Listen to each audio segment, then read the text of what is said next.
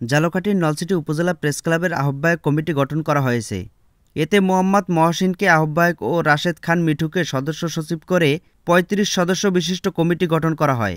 শনিবার ৩০ নভেম্বর দুপুরে নলছিটি উপজেলা প্রেস ক্লাবের অস্থায়ী কার্যালয়ে সাধারণ সভায় উপস্থিত সব সদস্যর সম্মতিতে এ সিদ্ধান্ত হয়। এতে যুগ্ম আহ্বায়ক করা হয়েছে এইচ.এম. সিজার, আজমল হোসেন, আবুল বাশার, খান মাইন উদ্দিন, ইব্রাহিম খান শাকিল, খান বশির।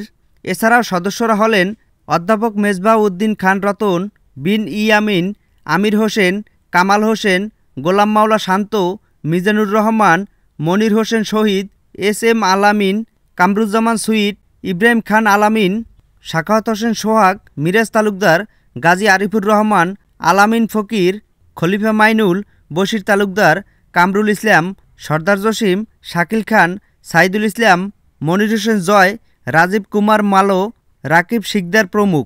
গঠিত আহ্বায়ক কমিটি নির্বাচন কমিশন গঠন করে আগামী ৪৫ দিনের মধ্যে পূর্ণাঙ্গ কমিটি গঠন করা হবে।